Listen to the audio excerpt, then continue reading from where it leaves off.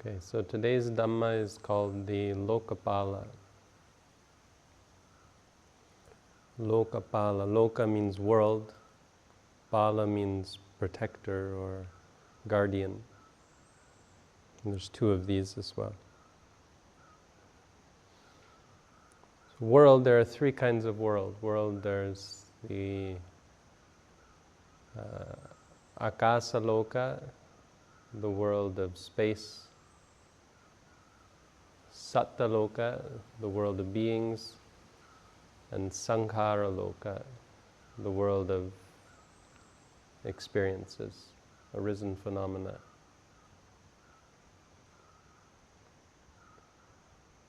So Akasa Loka you can't protect. Akasa Loka, the universe, the space that we call the universe, it arises and is destroyed on a cycle, and there's no power that could possibly change that.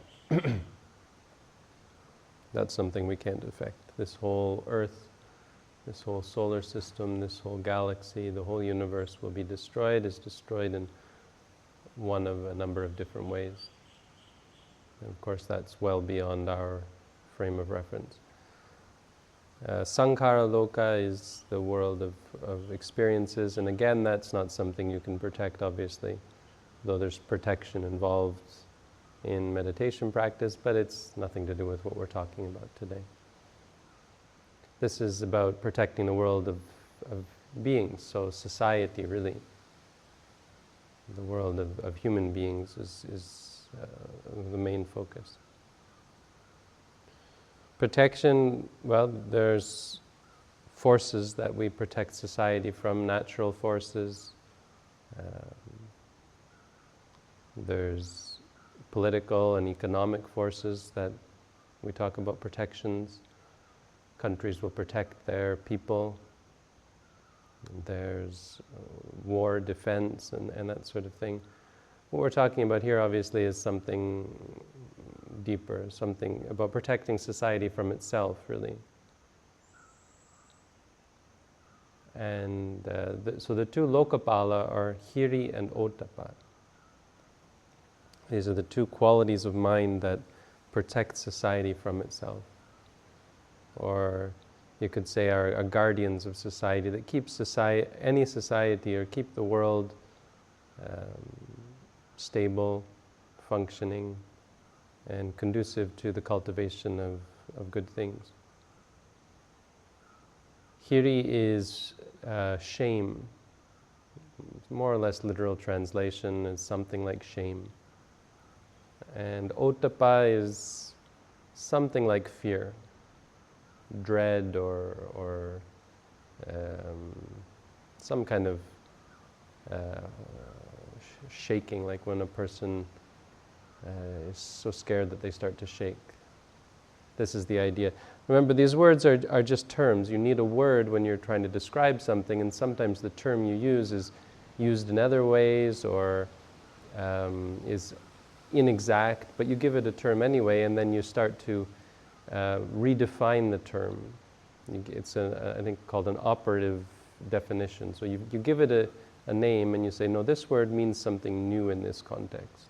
And obviously these words don't exactly correspond to the English words, but also the Pali as well.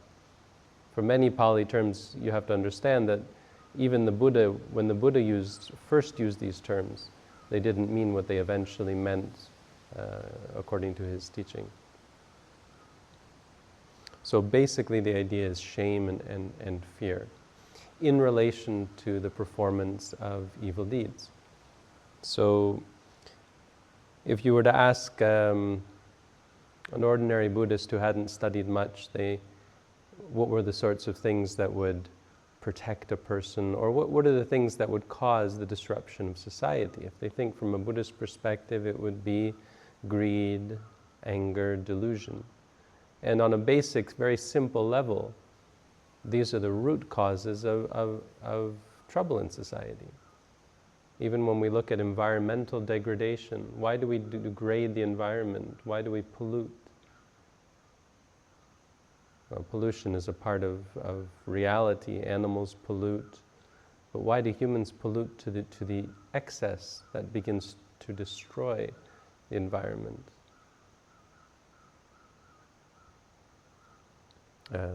Is because of the intense amount of greed and the defilements of that pollute the mind, that cause us to want to consume more and more. But there's something significant about the idea of hiri and ottappa that, well, first of all, on a very basic level, cause us to be greedy and angry and deluded, and more importantly, cause us to follow these emotions. But more importantly, on a practical level, a society doesn't have to be free from greed, free from anger, free from delusion to function. Even a Buddhist society. As Buddhists, obviously, we don't require you to be free from greed, anger, and delusion to be Buddhist. We don't even consider you a bad Buddhist if you still have greed, anger, and delusion. So there is something more there. Obviously, Buddhists are striving or holding as the ultimate goal that of having no greed, no anger, and no delusion, but we don't chastise each other or shame each other for having these qualities. We acknowledge them, and when someone gets angry, we don't say, "Oh, what a bad Buddhist you are." We acknowledge and we say, I appreciate that you still have work to do, and I will give you your space to do that work, maybe encourage you to be a little more dedicated to mindfulness or meditation. But you see where I'm going, that hiri and ottappa are something like the boundary, where when you lack shame or when you lack fear, and again, these words are not exact, and I'll explain in a second, that's where you cross a line, right? A person who has greed may not disrupt society, may not disrupt their family, they may cause some stress and tension, but usually in a family or a society, greed is considered a good thing. Even anger, oh, there's that person, look at how angry they are. Boy, I wish I had your conviction about this topic or that topic. When they see the person angry, yes, get angry. Even at sports, people get angry at the opposite team, and they get angry at the referees, but no one sees that as a disruption of society.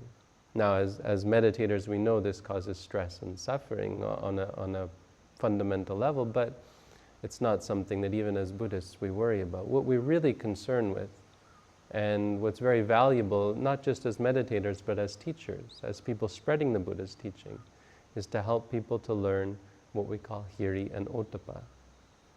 Because these are the things that cause, with the absence of which, cause true disruption of society. So, hiri, how you differentiate these two. Hiri relates to the nature of a deed. Shame, it relates to the action itself. When you think about hurting someone, when you think about saying something or doing something that is unwholesome or harmful to others, that idea of doing it, the repulsion from doing that deed, that's called hiri. So we call that shame. We use the term shame to describe that. Now, being ashamed is not always the same as this. What we call shame in English or even in Pali, the idea of being ashamed of something can just be a self-hatred. It can be the anger feeling or the disliking.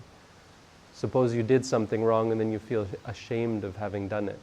That's not really a protection. It doesn't really stop you from doing it again.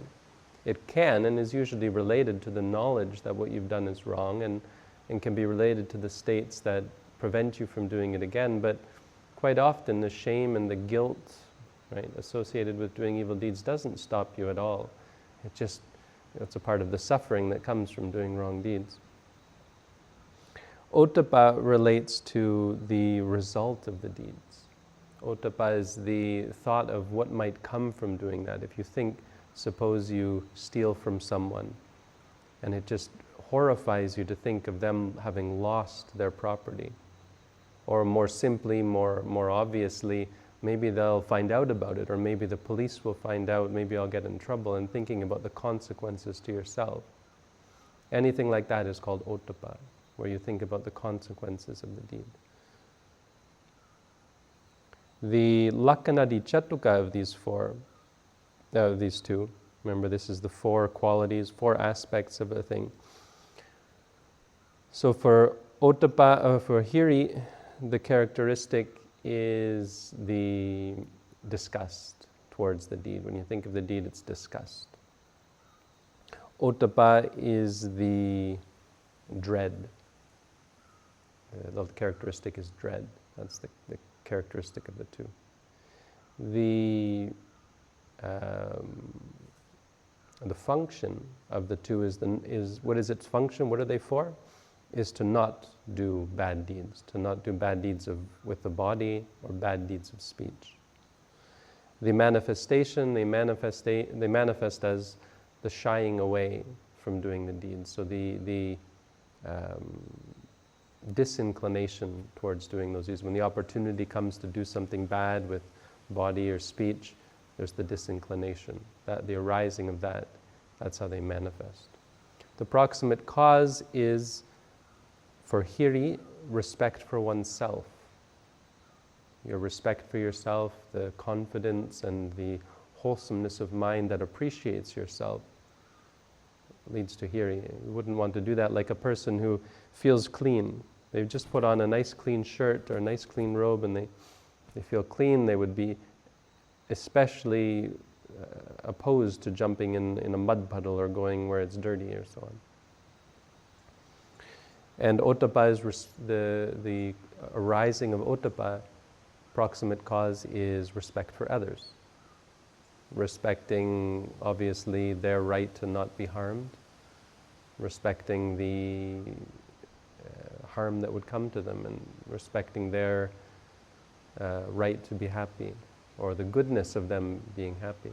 And also respecting the consequences that they could bring back to you. If you harm others, there's always they will be a part of the repercussions through retaliation and so on. So if you understand them in this way, it's not so much about the shame and the fear. And again, these are not the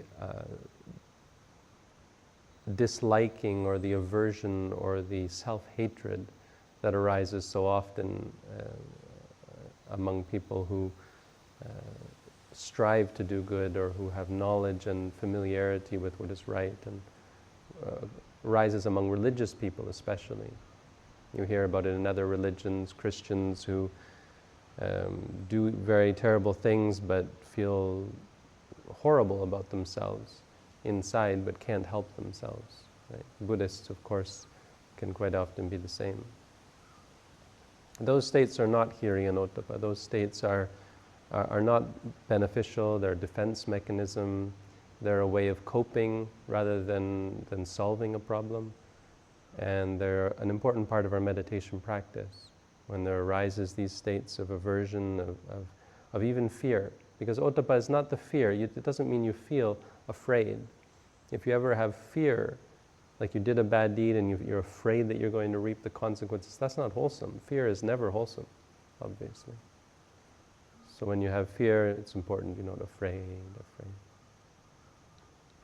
These are rather the disinclination. How do you give rise to this disinclination? Again, there's this respect, but how do we cultivate this and what part of our practice leads to this? So a person obviously first comes up towards the disinclination to performing unwholesome deeds through learning about what is right and what is wrong. Obviously this is not nearly enough, but it is quite helpful. It's of course most helpful to have someone like the Buddha who could teach exactly what is right and what is wrong, and who was so clear and precise and certain about what is right and wrong. So much of what we read about ethics and right and wrong is confusing, confused, misguided, right? So we have teachings on utilitarian ethics, where it's only right because of the situation, or it's only right conditionally right. like killing is sometimes good, and how do you know when is it right to kill, and there's so much about just war, and when is war just, and so on. When are evil deeds justified? When are deeds that are harmful to others justified? There's other systems that talk about God. What does God say is right? What does God say is wrong? And there's this famous dilemma, the Euthyphro's dilemma, I think, of Plato, where he proposes that, he poses the question, well, if it's right because God says it's right, if it's wrong because God says it's wrong, is it wrong because God says it's wrong, or does God say it's wrong because it's wrong? And the point being, there's no need for God. If it's just because God says it's wrong, then there's no basis for it whatsoever.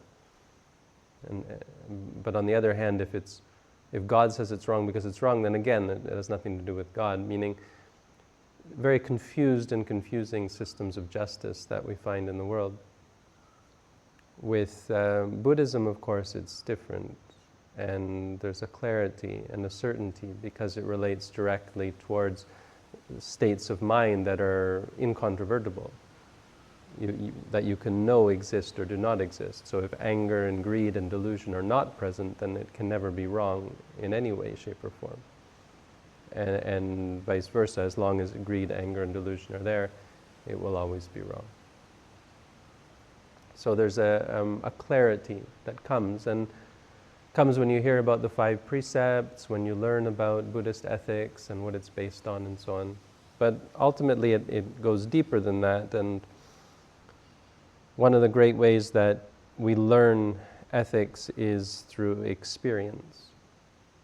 Of course, as people get older, they develop a sense of ethics, but unfortunately they often develop bad habits, bad ethical habits. If you know old people who get stuck in unethical ways, people who become racist or xenophobic or bigoted in various ways, people who become stuck in unwholesome ways, it's also possible. So in Buddhism, well, we have 2 ways of developing the mind that also, of course, lead to the development of hiri and ottappa. The first is samatha practice.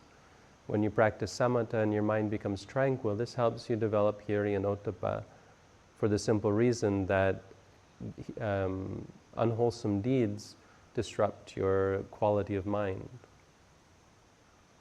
Whether it be the deeds themselves with the arising of greed, anger, and delusion, this disrupts your peace of mind now and in the future. And also the results of the deeds, the worry and the fear about consequences and the disturbance and the bother that comes from when the consequences arise through retaliation, being surrounded by people who you've been mean to and harmful towards, is of course unconducive towards the tranquility of mind. So even the practice of samatha meditation is conducive very much to the cultivation of hiri and ottappa. And this is why even, of course, it doesn't require Buddhism to have these qualities, but other religious people who are deeply religious will often have these qualities simply because they see how it aids in the cultivation of tranquility and peace. It's much more peaceful, of course, to have peace on earth than to not disrupt society. The other way that we develop it is, of course, through mindfulness, through vipassana.